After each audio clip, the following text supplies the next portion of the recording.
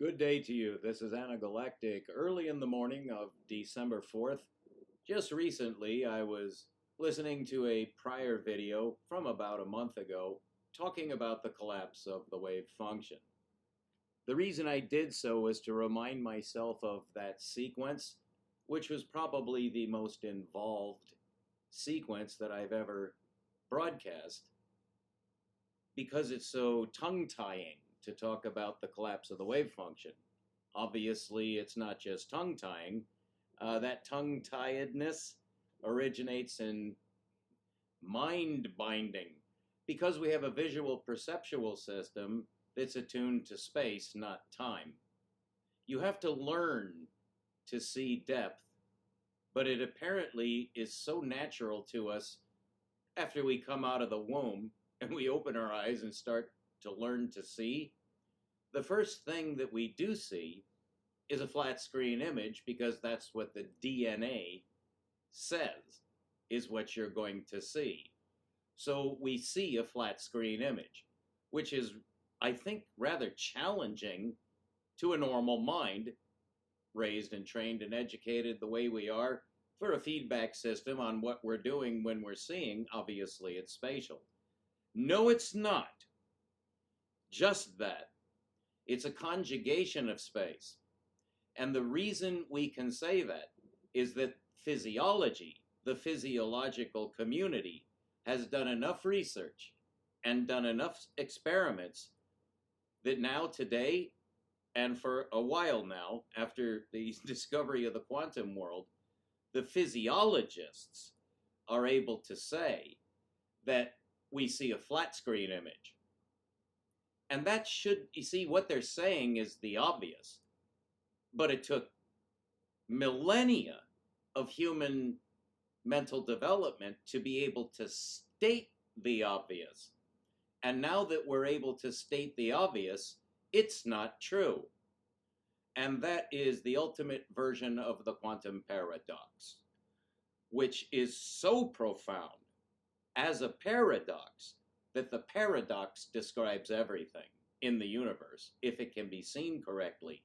It cannot be seen correctly in our native state as humans.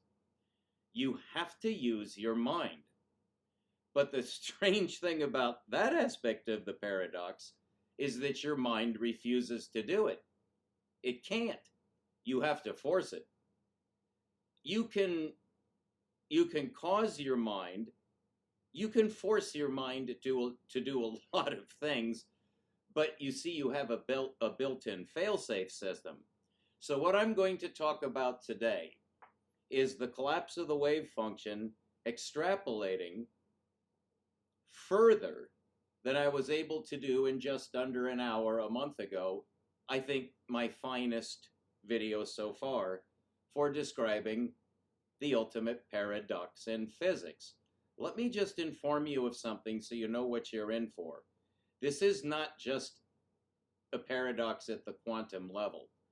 This is the same paradox that informs us of spatial infinity, which cannot be conceived.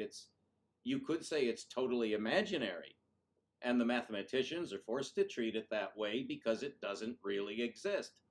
But it does. What is it that must exist that cannot exist? Because that's the ultimate paradox. Either it exists or it doesn't. What's it? What is it? It's the conjugation of two completely different realities. And a moment's, or perhaps a few days and nights of meditation or contemplation, as Enoch would say, actually as the Lord would say through the angel, through Enoch to us, we're looking at a universe that on the surface is absolutely coherent.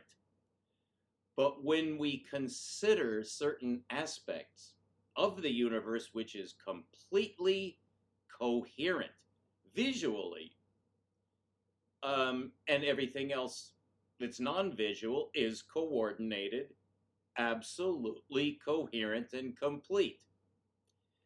But anywhere you look scientifically, towards the edges of things, it suddenly stops and becomes the inverse, or the conjugal, or the upside down, or the inside out, or the backwards, something that makes absolutely no sense. And when you look at it, you become nauseous, a physical reaction. And here's what happened to you. I'm going to prophesy into your past and prophesy to you something that you could make happen again in the future. This is pure prophecy in the scientific sense. When you finally realized at about the age of 3 or 4 or 5, of course, this is a human variation on a spectrum of when things happen in your life. Perhaps that never happened. I don't go into that level of anomalous. But you see, we're talking about the paradox at all levels. How did you first see space? Well, of course, as a helpless baby, you just are passive.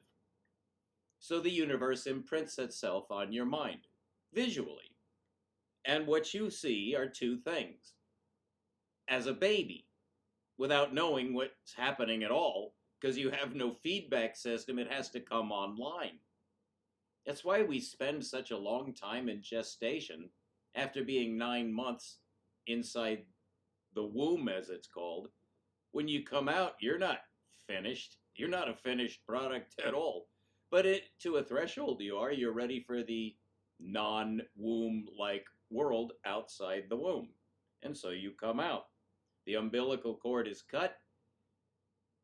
Whoever's there, the midwives, doctors, whoever's there, make sure that the baby starts breathing.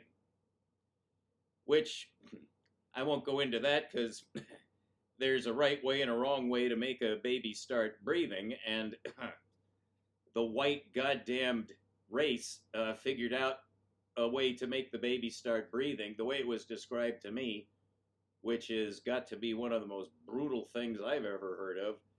But however you begin, you're not going to remember it clearly. You should probably be traumatized since it actually happened, that you were hung upside down by your ankles and the goddamned white doctor walloped your back. That was to drive the mucus out of your bronchial system. But that doesn't have to be done. And in modern times, it's been proved that the right way to give birth is in a warm pool of water at body temperature, where the woman gives birth to the baby underwater. The woman can have her head above the water so she doesn't have to hold her breath. The baby comes out. This is much better for the woman, too. For obvious reasons, nice warm water. Less gravitational pressure on her body. When the baby comes out, it's not coming out into air. It's coming out underwater. And this has been done. It's successful. It's wonderful. The baby is taken out and, of course, lifted above the water. And then the umbilical cord is severed, and the baby can be induced to breathe. It will start to breathe. I'm not sure the details because I can't stand to even think about being in the presence of this miraculous operation. The birth of a new baby, I am sure that I would just pass out. But women, no problem. They're very excited about babies, and God bless them. God bless them. So the baby is now above the water. The umbilical cord is cut. It's still asleep, basically. And the midwives wake it up. And what is reported, I could get a little emotional here, but the baby does not scream or cry. It might, I suppose, because what the hell does the baby know? It's just waking up in the universe. It doesn't know where it's been at all. But I've been told that in the majority of cases, I'll just say what I remember hearing. You could look this up and tell me, leave comments, because I think this is miraculous. the baby will open its eyes and start to look around, not understanding anything that's happening, but it doesn't scream. It it apparently is quite content with what's going on and just waits to see what's going to happen, but now it's alive. Well, that's not traumatic at all. All right, so what does this have to do with the collapse of the wave function? Well, what I'm leading up to is you're programmed to see a certain way. And it's limited because we're mortal, we're not angels, we're not spirits. Although perhaps you have a spirit, I would say that's probably a fair thing to say. But now we get down into definitions of things. We don't need that right now. Although this touches on everything, I mean, we are talking about reality. So what does this have to do with the collapse of the wave function? Well, as you know, or I'm sure that you've tried to visualize what this is, the problem, of course, is the violation of relativity. That's the collapse of the wave function paradox. It's not really a paradox unless you're just addicted to Einstein's discovery of relativity, which the mathematicians, this is all in the white world. This has nothing to do really with global reality, how humans actually perceive the universe in general. It's strictly a function of the white, goddamned mathematical race, which is bred. We just covered a little series on the giants, the Nephilim, the product supposedly of angelic human copulatory interaction. Ridiculous. So why is that the oldest story in the world? It's part of the original transmission of the Bible. At the same prophecy that predicts Yeshua HaMashiach, the holiest name known to men, other than Yeshua's father. I'm Muslim, so I am forced to state the obvious just to be absolutely clear what we mean by Yeshua HaMashiach. So this goes right to the heart of religion. In the same transmission from Enoch, from before the flood, the first man to ever transcribe a message from heaven. It was about Jesus. Enoch was told by an angel acting under the power of the Lord. That angel told Enoch to tell everybody, meaning Noah.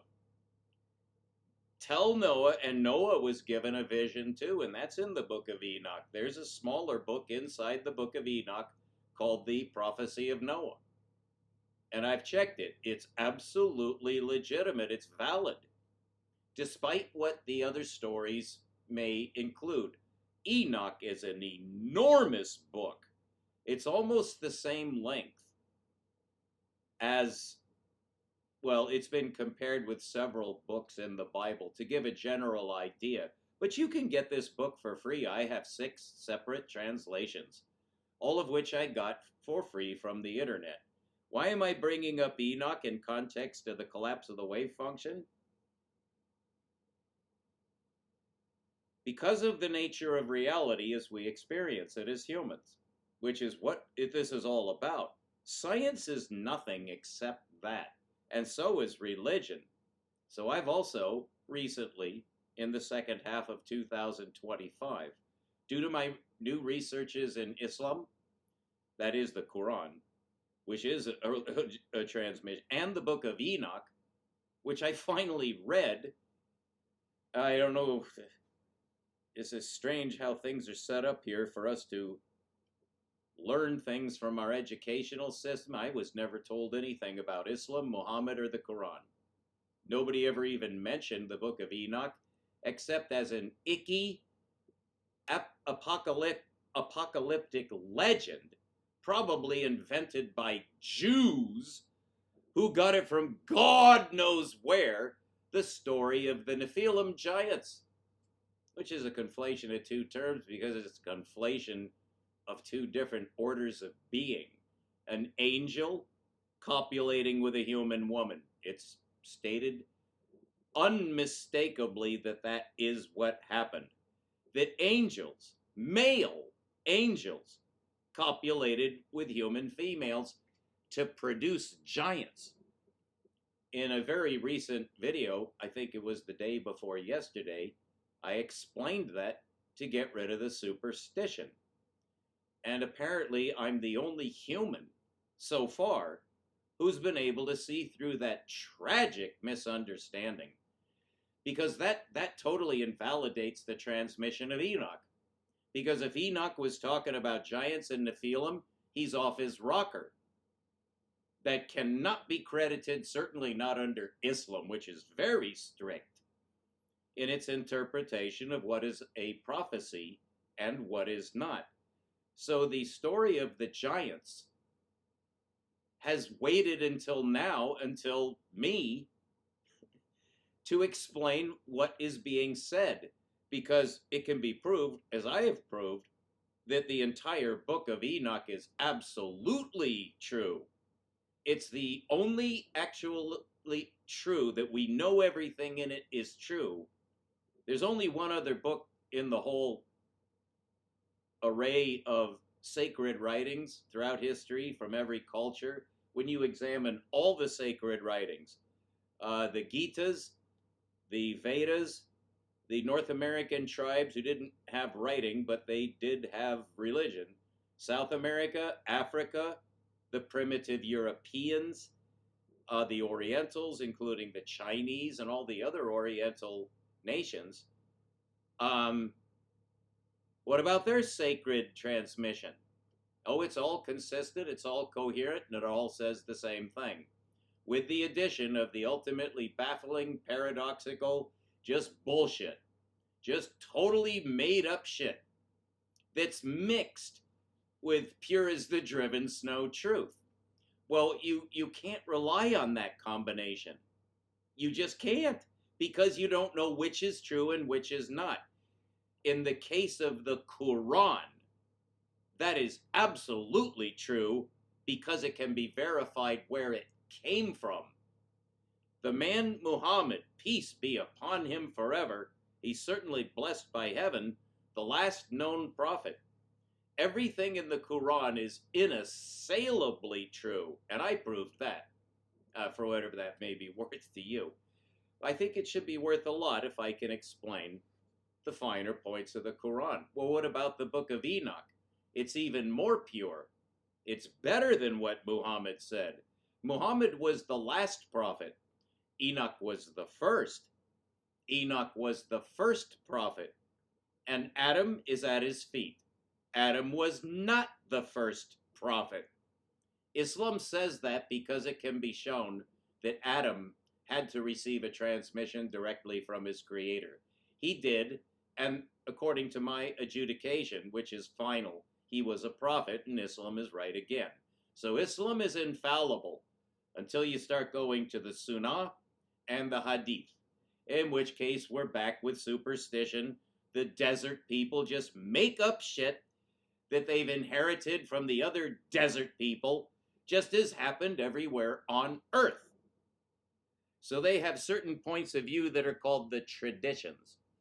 But in the case of Muhammad, it's at a much higher, that is validatable, scientifically provable level. So can you trust Islam? Depends on what you mean. Can you trust Christianity? Depends on what you mean. Could anybody have trusted Judaism under the rule of the Davidic Solomonic Empire? Small as it was a tiny empire. And that was the height of the Israeli Empire. God still claimed them as his people, so he was guiding them.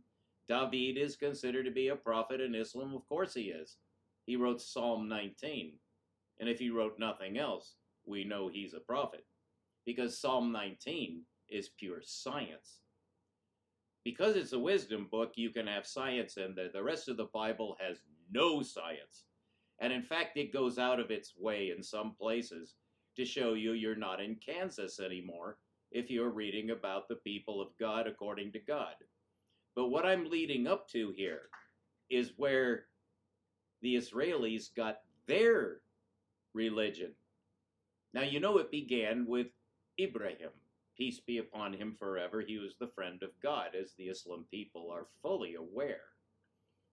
And so they trust anything that came through Abraham, which through the Israeli line, which they're not, they're the Ishmaeli line, the backup, the second string. They didn't come online until about 600 AD to take the place of Christianity, which had failed. Christianity never turned into a religion, but Islam did, because God wants people. He's a father. And the Israelis betrayed him. They murdered his son, and they were destroyed by God. And Titus, the Roman general, said, God in heaven, Jehovah, their God, hates them and destroyed the temple right in front of my eyes. I watched. When a bolt came down, some force leveled the Solomonic temple, which actually was a reconstruction of the Solomonic temple, which had already been destroyed once. So it was really the Herodian temple, I believe it's called, which was magnificent, made of enormous blocks of stone. It was wiped out in 5 seconds by a bolt from heaven. And Titus reported that. And he doesn't even believe in God. He did that day. He saw God's hand. So the Jews, they're called Jews. You're retarded if you even use the word Jew today. There are no Jews. That's just one tribe of Israel, which was completely destroyed and cursed. So whatever's back in Israel is obviously the enemy of God. Oh, they're proving it every day, aren't they? Well, this goes very far afield from our subject of mathematics, doesn't it? Nope. All of this is of the same piece. So to get back to how we see, when you're born, you see a flat screen image with motion. And that's a fact that cannot be contradicted. That has been proved. But that leads right to the same effing paradox. We see a flat screen image. Well, how do we see depth? Motion. Motion. So if you look at a photograph, that's a flat screen, but it looks just like reality. No, it doesn't. You can't see depth. Of course you can't see depth. It's flat. That means there's no depth. So what is it you see when you see a photograph? You see a snapshot of something that's been frozen positionally. And so the whole thing looks like one position. Now, how do we see depth? The conjugation of space in our minds through motion. Well, motion is a manifestation of energy, not position. It causes relative position to occur. Well, that's due to change of position, which is due to something non-spatial. Well, that's not time, as Albert Einstein erroneously said. No, it's not time. That's energy, because energy is the only source of motion. So energy is the conjugation of space. That is, it's another domain that's non-spatial, and that explains everything. And now I'm going to show you again the collapse of the wave function, so you'll understand the intrinsic nature of light speed, which is considered to be a constant. No, it's not. It's not a constant at all. It can't be a constant. It's not even a number. If it were a constant, it would be a number. It's not a number, it's two numbers. Do they have a constant relationship? Albert Einstein said yes. I say fuck no. No, they're those two numbers in distance over time, which is the definition of light speed, is distance over time because it's a speed. Is it? Is it a speed? So the photon is traveling at a speed. Where does it get that speed from? What's the source of its speed?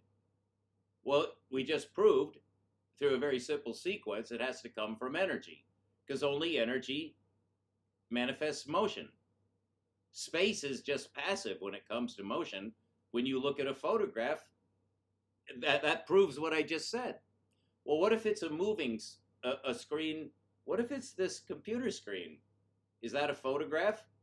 If you stop it, it's a photograph and you're looking at no motion. But if you turn it on again, so it's a moving, called a movie. It's it's a movie and a talkie. So it has energy in it. Well, that it's no longer a photograph, although it has the same characteristic of a photograph with what's added. Time? No. That's wrong. Einstein was wrong to say that. Time is not a domain. Space is a domain. We can prove that. There's space. But what is the motion happening? Where does that? That's not space. That's energy. So that's the correct conjugation that leads to the field solution that I discovered. Will I get a Nobel Prize or some other kind of prize? No. Nor do I want it, nor do I care. I bring it up so to alert you that this is ultimate holy. Because this is the union of science with religion, where science proves religion and religion proves what science is for. And that's what we wanted all along. So why do I bring up Enoch?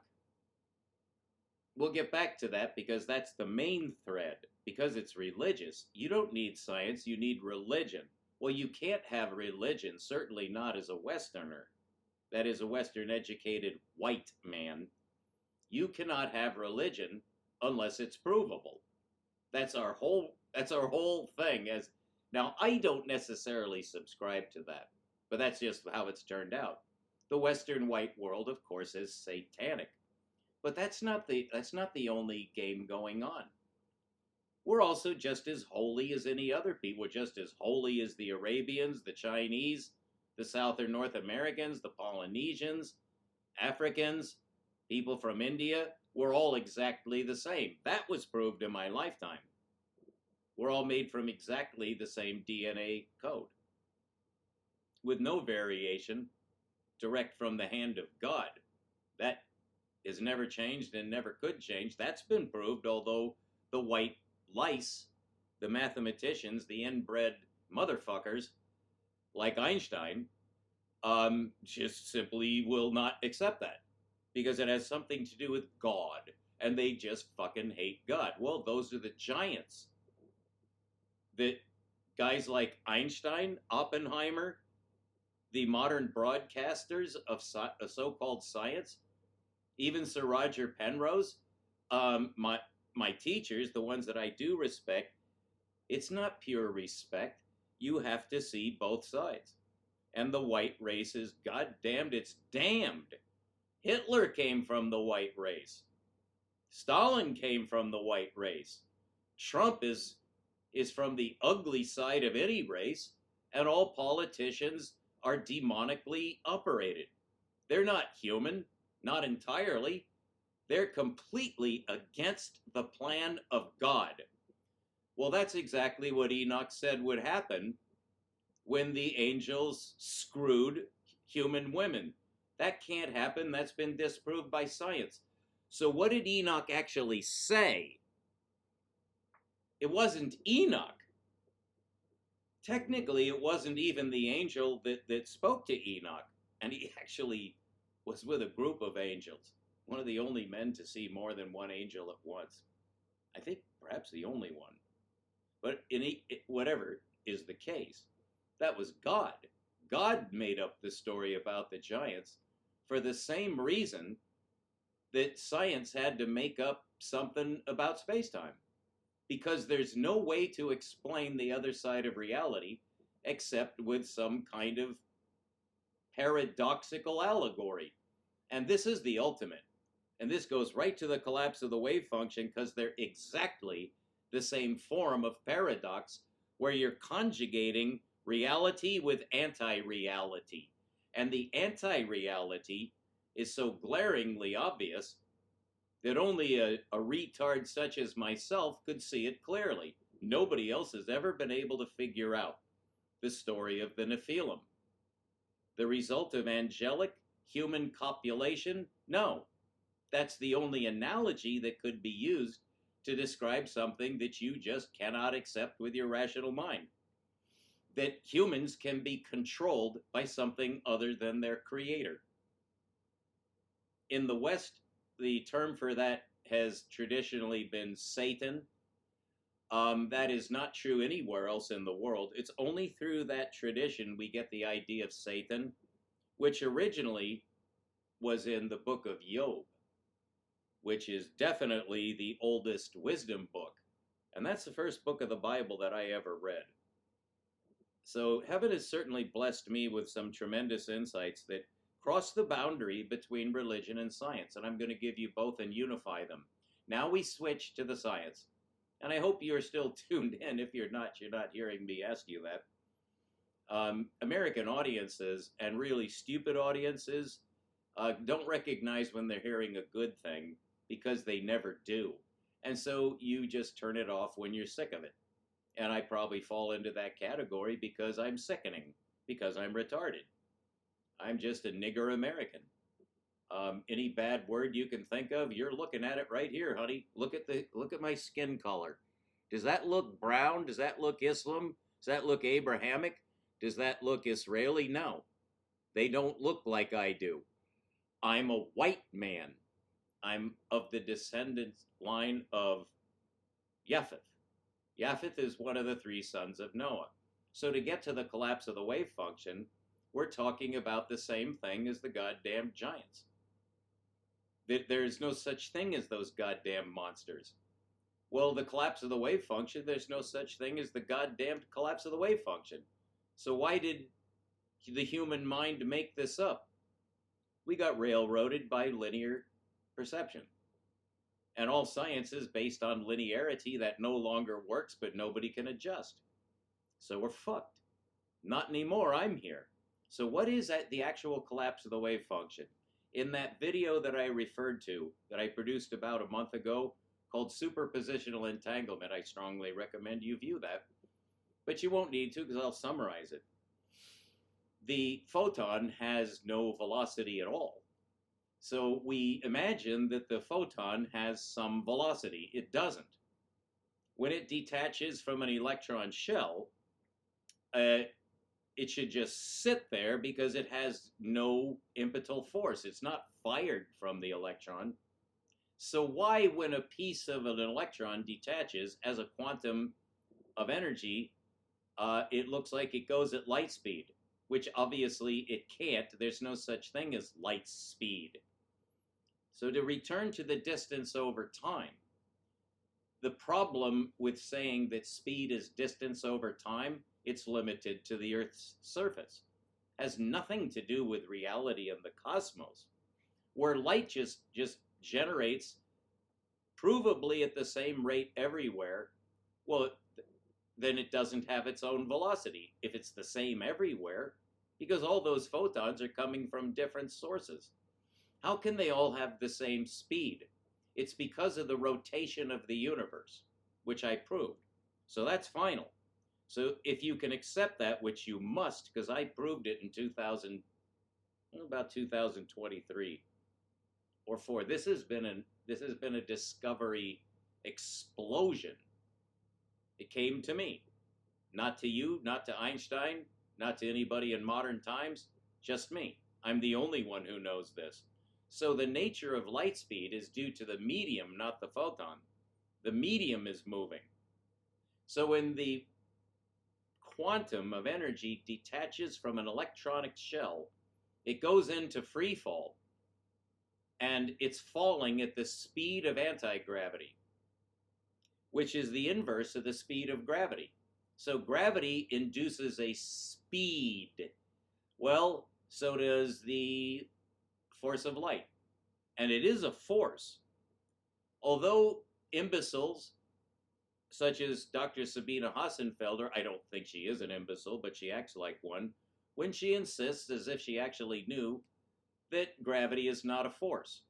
And about half the physicists alive today, and throughout the history of this controversy since Einstein, they say, oh, God, no. Oh, how could you be so stupid as to say that gravity is a force? Well, I say, because it is. And they say, oh, no. Oh, you're stupid. Oh, you have to read the calculus books. No, you don't. I saved you from that, and all the future children, I'm their savior. So you won't be subjected to linear white ass bullshit. So this goes deep in every direction. Calculus is satanic. And so is the complex number system. That was invented by the fallen angels who are not up there anymore. And that's one of the messages of Enoch. Those goddamned angels are here. There are 200 of them that operate the governments of the world. So the United States is under the control of a fallen angel. Israel is under control of the chief fallen angel, whose name traditionally is Satan, which ironically came through the Israeli transmission through the book of Job, which has nothing to do with the Jews. The book of Job is inexplicable. It's totally anomalous. And the Islam people respect that as a holy wisdom book, showing that the Islam people are the people of God. And there are no Jews. There are white men in Jerusalem. And you see that it's coming to a head because God's going to force the hand of the enemy. He's doing so now. Israel cannot hide anymore. They're genocidal as they've always been. They murdered God's son, so of course the Palestinians mean nothing to Satan, except they're his enemy. The Islam people are the enemy of Satan. And Satan is the enemy of God. So that explains the giants completely. There's no such thing. It's a pure parable. I will speak riddles from the foundation of the world. That was prophesied in the wisdom book of David, who was talking about Yeshua, who quoted it. He said, yes, I'm that guy that David talked about. So David was a prophet, as the Islam people say. What about the collapse of the wave function? Well, that's just a term invented by white mongrels who are bred. Mathematicians are bred by Satan. So there is fornication going on. The way we usually express that in the West is that it's spiritual. Correct. That is correct. What does it mean? There are not giants. There's no such thing as blood drinking, animal destroying, ecology hating and destroying. Those are governments. Those are the fallen angels that are forced to copulate with the humans. But as for those angels having pudenda or DNA, you're out of your mind if you think that. Well, Western culture is literally satanically controlled. So, of course, the story of the giants is the main attraction of Enoch, because now you don't have to believe it. You do now. I'm here. You must believe it or you will lose your soul. That's overstating it, but it all comes down to what Muhammad said in every single surah. You either bow the knee, you either put your head to the ground and submit to your creator, or you're under the control of the Nephilim. Period. You're already in hell, you just don't know it. So you have to wake up. Well, that's why prophets are sent. So to get to the point of the collapse of the wave function, the definition of light speed, first of all, it's not a speed. We only think that it's a speed. But is it a speed or not? That's the quantum paradox. It has to be both. Of course it has a speed. Of course it does not. Which is it? It's superpositional. All right, so now you have a full, perfect, absolutely take to the bank definition of what is superpositionality. The foundation of the concept of superpositionality is that it's the conjugation of reality with anti-reality. So the true definition of the speed of light is that it's the conjugation of two aspects of reality, not both of which at once can be true, the way we see as finite mortals. We simply will never see that, and so we're done. We'll never get it. Well, science, as it's programmed into us by the Lord's own mind, made a microcode from which you emerged, so did I, the same exact microcode, tells us you're going to use your rational logical system to figure out the things that you simply can't believe because they're not true. But since you know they are true, but they can't be true, you're going to have to use your mind. You're going to have to use logic to decide. Why is it true and not true at the same time? So does the wave function collapse? No. Because yes, the reason it can't collapse is because it does. Does that make sense? Yes. Does that make sense? No. So we haven't gotten far enough. How can we break the bind on the reality impossibility conjugation? Well, obviously you have to solve for what's unreal. You have to be able to see into the infinity of irrationality from your point of view, which is almost exactly the same thing as submitting to Allah, because you're admitting that you can't do it. You're finite, you're mortal, you're certainly not divine. But everything can be proved to come from divinity. So obviously there's going to be an impossible aspect to reality because it comes from beyond reality. And Ruger Josip Bošković, a Jesuit priest who lived 250 years ago, my direct line teacher, he saw that and understood. He believed in God, and he was able to prove that God has it all under control. But as he exercised himself with this ridiculous statement that somehow he'd be able to see that, he finally did, and he plotted it. And then, like every other scientist who's tried to do this, including Einstein and Dirac, he died miserably frustrated because he was able to prove to himself that he failed. But in the process of trying so hard, he got it right. And I did too. And I'm, in that sense, the last prophet so far, because I solved everything in science. It's no longer a mystery, and neither is the Book of Enoch, and neither is the existence of Islam. And I've described why Israel is back on the map when it's not Israel. It's white leeches. It's white ticks. They're white fleas that have hopped out of the cesspool of Europe in order for Satan to continue his attack on God. Because Satan is trapped here. He knows he's not going to leave this planet. He's not allowed in the convocation of the sons of God anymore. That's in the book of Job. I say Job because there's no such letter as J. And whenever you say Jesus, you're a goddamn blasphemer. When you say Jehovah, you have violated the third commandment. Don't ever use that J. It's a satanic letter. You don't like that? Turn this off. Goodbye. Go back to serving Satan. I serve Yahweh. I serve Yeshua. Those are two Y's. Will I ever go to Yerushalayim that has no J in it? That's also a Y. There's no letter J. Wherever you see J, it's a Y. Is your name John? No, it's not. It's a satanic name. Sean in Ireland is good. But John from London is shit. And so is Jesus. And so is Jehovah. So is Jerusalem. That's a satanic noise that you're making with your mouth that's supposed to be under the control of the Holy Spirit. Is it? I don't think anybody can say that they can do that for long. But a prophet can if he concentrates hard enough. I certainly have to. Because my mouth is filthy. Because I'm mortal.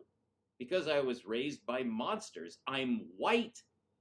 The lowest form of human life is not black people. They're perfectly natural. The brown people, who comprise 70% of the humans right now, and always have, they're fine. The Orientals, they're fine. But the whites, no. Because that's the group that Satan chose. And so the whites are damned in that sense. I'm white, I don't think I'm damned, because it comes down to single individuals. Yeah, you and I are separate individuals. I'm not part of any group. I'm not a white man. I am an entity created by my Lord to broadcast his name to people who hate him. That's what a prophet does. So whatever I think of you, it's overridden by my Lord's love for you. He showed his love toward me. and he wants to show it towards you. He already has. It's just you're too stupid and programmed by Satan to see it. Partly because you're white. You can't get out of Satan's trap. There is no way to fight Satan as a human. He owns and operates the entire United States. Proved that in California. Oh, there's redwood trees, a blessing of the Lord forever for tired people. When they see the redwoods, they'll be restored. They'll understand my name. They'll accept my son. They will advance, and I will be able to shower my love on them because they recognize me. Well, Satan saw those redwoods and cut them down. In about 5 years, they were all gone. Just chopped them down. 4,000-year-old, healthy, wonderful, life-giving trees. And now fires rage across Northern California every year now, because there's no redwoods. The San Francisco Bay was, you've heard of the 7 wonders of the world. There's several categories of the 7 wonders of the world because we're in love with the number 7, totally arbitrary. What's the greatest? The greatest wonder of the world was San Francisco Bay. And if you want to induce a crying fit, which might kill you, or you might just slit your wrists, open up a book of history. You'll have to do some research to find out what the San Francisco Bay was like before the discovery of gold in 1849. Just find out what it was like. Princes, kings and queens, nobility came at great cost from the other side of the world just to go to San Francisco Bay, to lift up their pinafores or pull up their pants cuffs to not get soiled because they're nobility, and get into a glass-bottomed boat and go out into San Francisco Bay, which was crystal clear. Crystal clear. So much life was in and around the San Francisco Bay that when an Eskimo was brought in the early part of the 19th century, landed somewhere around Palo Alto, and the Eskimo, who was used to hunting game that's very hard to find, saw flocks of birds just floating and taking off. He lost his fucking mind. He went out of his mind and started firing his gun in all directions until he had to be taken aboard the ship to calm down. Because there's just so much life, it's overwhelming. You look at the San Francisco Bay now, it's opaque. There are no fish in it. Nobody ever fishes on the San Francisco Bay. No, in my lifetime, and I was raised by the San Francisco Bay, it's dead. It's not crystal clear. It's not filled with oysters and fish and everything good to eat. It's dead. Who would kill the San Francisco Bay? Satan. Who would chop down all the redwood trees, not even to build structures, just to burn its wood to make the filthy city of San Francisco, ruining one of the most beautiful places on earth? The San Francisco Peninsula is now covered with a Trantorian metropolis. It's so dead that it's evil just to visit the San Francisco Bay. Every time you go there, you will lose part of your life because it's satanic. The whole state of California is satanic. The entire nation of the United States is satanic. Who's sending money to Israel? The citizens of the United States? No. Satan is. So who's killing all the people in the Gaza Strip? Those motherfucking white leeches who aren't even Jews? They just lie in their teeth.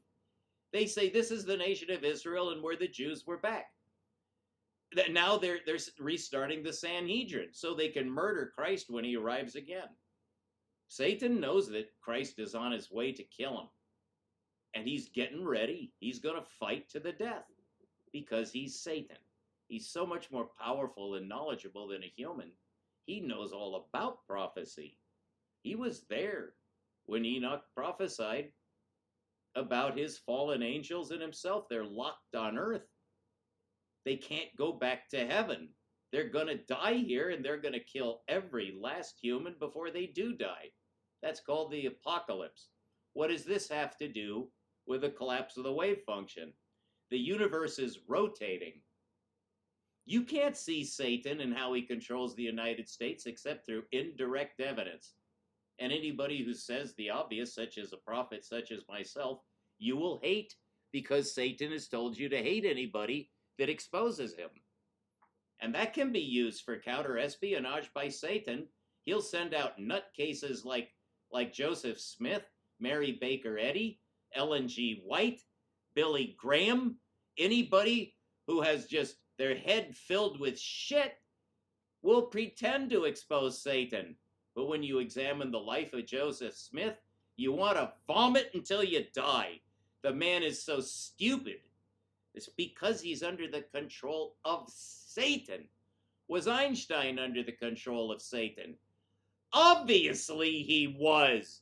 All scientists are under the control of Satan. Everybody is under the control of Satan. You have no choice. Satanically controlled parents raised you. Except in my case, I'm the exception. That's what happens, is the Lord has his own game going. He's not going to be thwarted. We're not just left here to suffer and die. God would do anything to save us. He is just about to. He already sent his son to be murdered by his own enemies, who are now rejoicing that they got him. Because this world is satanic, exactly. Is Europe an enlightened place? Yes, by Satan. Is Israel a modern state? Yes, a modern satanic state. That's where Satan actually lives, is in Jerusalem. He owns it. It's his city. But there is a mosque there, and the Israelis can't get rid of it because God controls it. And he's just going to leave that mosque there until the Israelis lose their minds and murder the mosque, just as they murdered Yeshua when he was in Satan's city. Yeshua said it would not do for a prophet to perish anywhere except in Satan's capital. Direct quote, almost. All right, so what's the collapse of the wave function? It's the manifestation of the rotation of the universe in hyperspace. Hyperspace. Does that blow your mind? You can have your mind blown in any number of directions. But I prefer a different metaphor. Is the universe rotating? Of course it is, because it's finite. Well, why doesn't it have an axis? Because it's not axial. It's hyperspheric. We can't see the axis because it's a force line from anywhere. And that's the incursion of 4D space, which is actually not 4D. I mean incursion that we're starting to see it. I see it clearly. Nobody else does, because it's non-linear. But Satan says, oh no, it has to be linear. He told Einstein, I'll give you the answer, but it's going to be linear so nobody will ever understand it. And Einstein said, okay, give it to me. So Satan gave Einstein space-time, which is a lie, of course. So, but Satan needs to get into outer space in order to defend himself. And now he's got the United States government to defend him for when the Lord arrives with his troops, the Sabaoth, the armies of heaven. That's part of God's holy name. Yahweh Elohim Sabaoth is the holiest of all names. In one context, he has countless names. Allah is one of my favorite. It's the favorite of the Arabians. Well, they're Ishmaelites. They're the true Jews. The Jews are the Arabians. The former Jews, there aren't any, except a few in Ethiopia and a few other scattered places. There's still some Jews left, but none in Europe. They're all white. They're under the control of Satan. They turned white, and Satan went with the Jews because Satan is an old Jew. He's the head of the Sanhedrin because only Satan could have killed God's son. So Satan is Israel. Obviously, everyone knows that, Just no one likes to say it because you'd be branded a nutcase. A prophet doesn't give a fuck what you think about him, except to transmit the truth to you so that you might be saved. Personally, I couldn't care less if you're saved or not. Although if I knew that I could influence you, I would. I know I can't. I do this under orders because that's my Father's will, is to save your life. You don't like that? Yeah, that's what they said to Yeshua. You must be possessed by a demon, Son of God. You say the same thing about me, that's an honor. Christ said, I'll be rewarded for that, for so persecuted they the prophets which were before you. Well, I went right back to the beginning to see where my lineage began, Enoch. So the Islam people say that it's Adam, and that's also true, because it's superpositional. What does this have to do with the collapse of the wave function? The universe is rotating in hyperspace at the speed of light. So that's the speed of light, is the rotational rate of the universe. And that describes universal energy, the aspect of the universe we'll never see because we're not programmed to see it. You have to have wisdom to see it. That's what I provide. I'm not only a prophet, I'm a prophet of wisdom and pure logic. That's why I'm Islam, because it's the only religion that allows logic. Christianity forbids logic because Satan doesn't like logic, because eventually logic will expose his ass. I just exposed his ass to you so you'll see it, and we only have 3 minutes to summarize the collapse of the wave function, so you'll be the first human besides myself to actually see it. So, the universe is rotating in hyperspace. If you understand spherical space, which you do because it's infinite spatially, there's no edge, right? Of course not. There's no edge. So what does that mean? It's hyperspace. So it has a hyperspheric edge. We can't see that because it's one level higher than a mortal is capable of seeing. But I see it because I have the mind that heaven gave me. So I can go outside the universe just as Enoch did in order to tell you what the universe is. But wouldn't you rather hear it from a man that God approved? You don't know if I'm approved or not. I could scream until I'm blue in the face that I follow in the line of Muhammad, Yeshua, Ibrahim, and Noah, and David. I'm one of them. Would you credit that? You can't. Satan won't let you credit that. I could be making it up. Not Enoch. You can't backtalk Enoch. So we're going to turn now to the book of Enoch as I tell you the secret of the universe of the collapse of the wave function. The reason the spherical surface of a photon appears to go at the speed of light is because it's not moving. It doesn't move. It detaches into its native dimension and then is pulled along on the merry-go-round that's always moving that we can't see. But the photon simply falls through it. It's the conjugality of space. And that gives us the quantum of space, which is obviously the proton, which is the quantum of gravity, because gravity is positionally oriented. What's anti-gravity? There has to be anti-gravity to complete the nurture polarity, to conserve force in the universe, because that's a black hole. Every proton is a black hole. So how do you explain that all space is being sucked into every proton in the universe? Because there's a balancing force called light. And light is the first thing you need to know about God, that God is light.